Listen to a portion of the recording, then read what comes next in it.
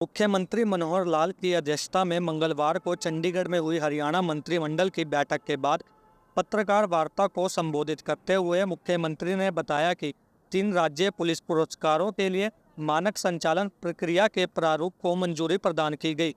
इससे पहले मंत्रिमंडल ने हरियाणा पुलिस कर्मियों द्वारा उत्कृष्ट अन्वेषण, वीरता और प्रशासनिक कर्तव्यों में उत्कृष्ट प्रदर्शन करने के लिए 3 राज्य पुलिस पुरस्कारों नामक मुख्यमंत्री वीरता पदक, गृह मंत्री उत्कृष्ट अन्वेषण पदक और डीजीपी उत्तम सेवा पदक को मंजूरी दी थी। पुलिस की ओर से प्रस्तुत किया गया कि 3 तरह के प्राइज़, वैसे तो पहले से उसकी घोषणा की जा चुकी है, लेकिन विधिवत कैबिनेट में आज उसका फैसला किया है कि 3 तरह के जो प्राइज़ हैं, एक तो वीरता पदक और एक उत्कृष्ट अन्वेषण पदक, उत्तम सेवा पदक, और जिसको मुख्यमंत्री की ओर से वीरता पदक, गृह मंत्री की ओर से उत्कृष्ट अन्वेषण पदक और डीजीपी साहब की ओर से उत्तम सेवा पदक, ये सब पदक 1 से 10 संख्या इनकी रहेगी। जितनी जितनी संख्या उस वर्ष में ऐसे जो लोग होंगे, जो कर्मचारी होंगे और अधिकारी भी होंगे, तो जिनको इस श्रेणी में एक कमेटी रिकमेंड करेगी, उनको सबको पदक दिए जाएंगे। वो 1 से लेकर 10 तक संख्या रहेगी और इनको सबको 6 महीने की उनकी सेवा का विस्तार भी दिया जाएगा, यानी सेवा की एक्सटेंशन भी उनको रिटायरमेंट के समय दी जाएगी। दूसरा जो निर्णय है, सिख गुरुद्वारा प्रबंधक समिति जो नई बनी है हरियाणा की, उनके चुनाव के नाते से आवश्यक था कि उनके जो रूल्स हैं वो बनाए जाएं। तो आज जो रूल्स, उनके नियम हैं, उनको पास कर दिया है, उनको अधिनियमित किया गया है और उसके होने से अब उनकी जो वार्डबंदी है, हालांकि वो प्रोसेस में है, लेकिन वो फाइनल करने से पहले रूल चाहिए, तो वार्डबंदी फाइनल होगी, बाद में वोट्स बनेंगे, वोटर के बाद उनका इलेक्शन होगा।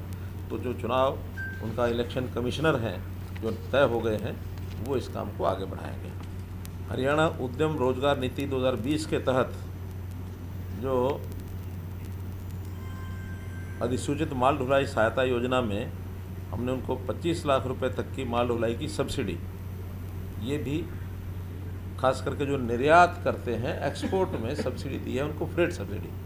तो 25 लाख रुपए तक की इसकी सीमा ये तय की गई है।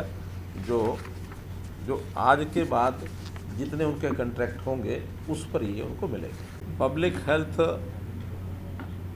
जो डिपार्टमेंट है हमारा, अभी उन्होंने अपने बिल को इकट्ठा करने के लिए खास करके रूरल एरिया में, जैसे पानी का बिल है अथवा कोई कनेक्शन सीवरेज का बिल है, जो भी चार्जेस ग्रामीण क्षेत्र के अंदर उनके रहेंगे, उसको इकट्ठा करने के लिए जो हमारे सेल्फ हेल्प ग्रुप्स हैं, इन सेल्फ हेल्प ग्रुप्स को एक प्रकार से काम उनसे लेकर के जो निश्चित उनकी राशि लेकर उनको दी जाएगी, 50 रुपये से लेकर 100 रुपये तक उनको हर बिल का ये उनको पैसा रियम्बर्स किया जाएगा। तो ये काम उनको दिया गया है। हमारी जो पेंशन है, खास करके बहनें जो विधवा हो गई, विधवा पेंशन, इसमें 2 बदलाव किए हैं। ओल्ड एज पेंशन में पहले हो चुका है, लेकिन इसमें नहीं हुआ था। एक तो उनकी परिवार, उनकी अपनी इनकम, जैसे 2 लाख से 3 लाख हमने वृद्धावस्था पेंशन में उसकी लिमिट की थी कि पहले 2 लाख थी, वो 3 लाख तक भी उनको मिलेगी। ऐसे ही इनके लिए भी अब ये 2 लाख की से बढ़ा करके 3 लाख कर दी गई है। पंचायती राज के अंतर्गत एक उनके नियमों में संशोधन किया है और उस संशोधन के हिसाब से, हालांकि एक्ट में तो पहले भी लिखा हुआ है, लेकिन नियमों में कहीं नहीं लिखा था, वो नियमों में डाल दिया है कि जो कोई काम पंचायती राज की सूची में होते हैं, 28 प्रकार के अलग अलग प्रकार के काम होते हैं, उनको एक्ट के हिसाब से उनको अधिकार भी होते हैं, उनकी जिम्मेवारी भी होती है, पैसा भी सेंटर से भी आता है, स्टेट से हम भी देते हैं, कुछ अपनी इनकम होती है। लेकिन वो अभी तक ये था कि जो हमारे पास यहाँ काम आ जाते हैं, कोई भी नागरिक हमको पहुँचाता है तो हम उनको पहले भेज देते थे, उनकी डिस्क्रिप्शन है कि उस काम को करें या न करें। अब जो काम हमारे यहाँ से भी जाएंगे स्टेट गवर्नमेंट से, वो उनको करने होंगे जो उनके दायरे में काम आते हैं। अब उसमें से यह है कि चाहे विधायक की ओर से भी काम आएगा, एमपी की ओर से आएगा या नागरिक भी कोई देगा, तो किसी भी जगह से हमें मिलेगा तो हम पंचायत को भेजेंगे ताकि वो काम उसको, बशर्ते कि उसके पैसे भी जो है हम भेजते हैं, उस पैसे में से वो कराएंगे। कुछ जातियां हैं, नाम बोल रहा हूँ, 7 कास्ट हैं, अहेरिया, अहेरी, हेरी, हारी, तूरी, थोरी और राय सिख कम्युनिटीज़, ये सब केंद्रीय नोटिफिकेशन में इन सबको एससी में जोड़ दिया गया है। लेकिन हमारे यहाँ इसको चेंज नहीं किया। पहले ये BCA में थी, तो यहाँ BCA में भी चल रही थी और SC में भी चल रही थी। और वो जो ऑटोमेटिक सिस्टम होता है, इनको SC के बजाय अभी भी हम BCA का सर्टिफिकेट देते थे। तो जब ये बात ध्यान में आई तो अब उन 7 जातियों को SC में है तो SC का ही सर्टिफिकेट जाएगा, BCA का अब नहीं जाएगा, जो कि उनकी डिमांड थी कि हमको जब हम SC में आ गए तो BCA का सर्टिफिकेट क्यों मिलता है।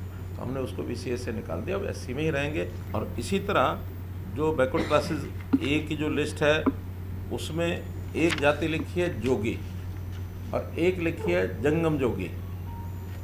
अब वो किसी ने लिखी होगी भी जंगम जोगी, वो जोगी होते हैं जंगम जोगी, लेकिन उनका कहना है कि जंगम अलग होते हैं, जोगी अलग होते हैं। तो जोगी लिखा हो तो लिखा ही है, तो जहाँ जंगम जोगी लिखा उसको केवल जंगम कर दिया है। हाँ, अब वो जोगी अलग है, जंगम अलग है। अगर मानो एक भी मानते हैं तो भी इनको सर्टिफिकेट अपना अपना ही मिलेगा।